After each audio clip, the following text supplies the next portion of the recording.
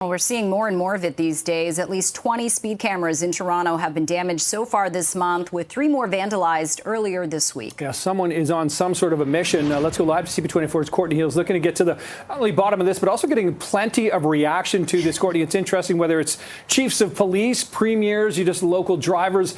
Everyone has thoughts on these speed cameras. Yeah, that's so true. I mean, even this morning, guys, people are approaching us saying, hey, are you here for the speed camera? The one behind me here has been vandalized before recently. Apparently, this happened over the weekend. We're at Oaklands Avenue. It's a long avenue road. This is a very busy and popular stretch in the city. The speed limit's about 40 kilometers an hour. There's also a bit of a hill. So I've heard from drivers who tell me, hey, this camera works. It slows people down in an area where there are schools and communities nearby. I've also heard from drivers who say the camera's frustrating because you almost can't help but pick up speed in that spot, and they've had several tickets. So quite a few cameras have been vandalized over the last month or so. To talk more about this, I want to bring in Sean Shapiro. He's a former Toronto traffic officer, also the host of a very popular live stream where people can ask him questions about the rules of the road. Sean, thanks for making the time to speak with us this morning. So you worked on the road as a police officer for many, many years. What do you think? Do these speed cameras work?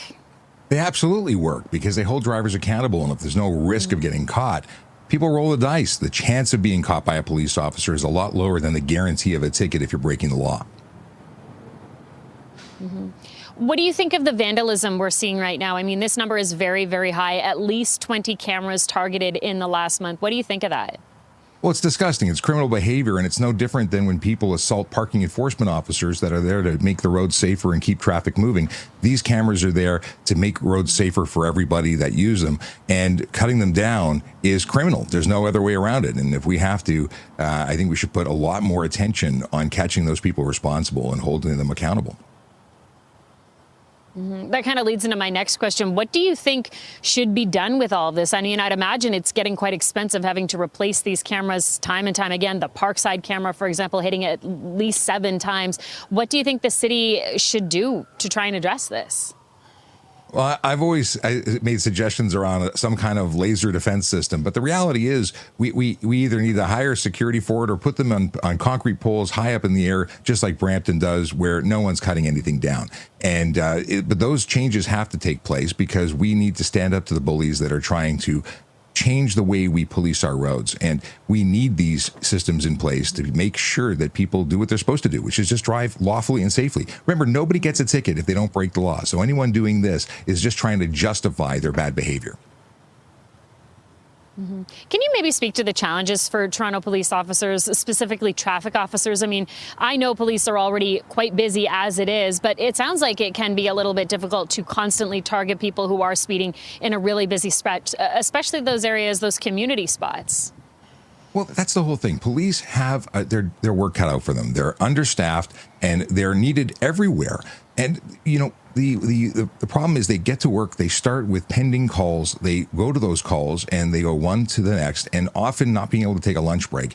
And then they leave work and they still have pending calls. These cameras allow a continuous support of the communities that they serve by making sure that they're always in operation, not the occasional, I'm going to go to this intersection for a few hours. It's spending the day there is not something a police officer can do, but these cameras work 24/7 tirelessly to make sure the roads are safe.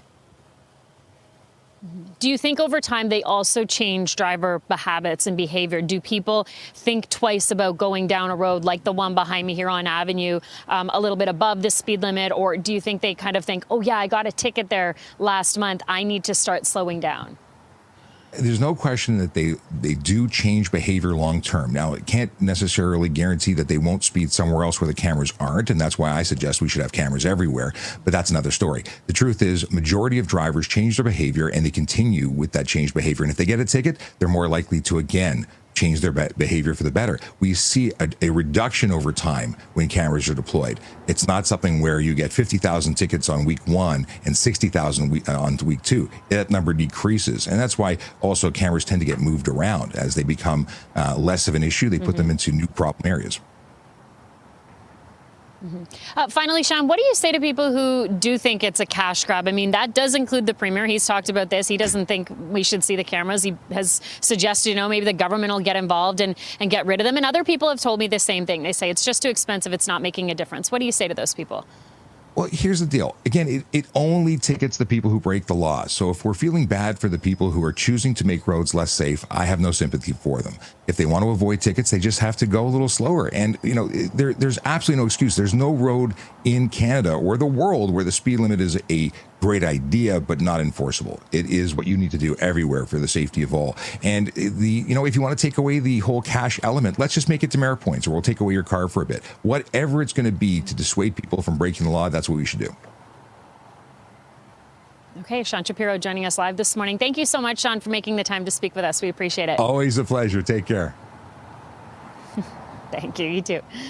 All right, so Nick and Jen, another very strong opinion there. A former Toronto police officer who we actually talked to many, many times when we were out on the roads, talking about how they do make a difference. They keep the roads safer, and you don't get a ticket if you don't break the law. So we'll continue to gather more reaction. I'm also waiting to hear back from the city to see what the plan is next. As far as we know, the plan is to replace the cameras, but that also takes some time. Usually it takes at least 2 or 3 weeks before they're able to get them up and running again. Over to you. Yeah, I really appreciate that perspective from Sean there. Courtney Heels, live for us once again along Avenue. Thanks, Court.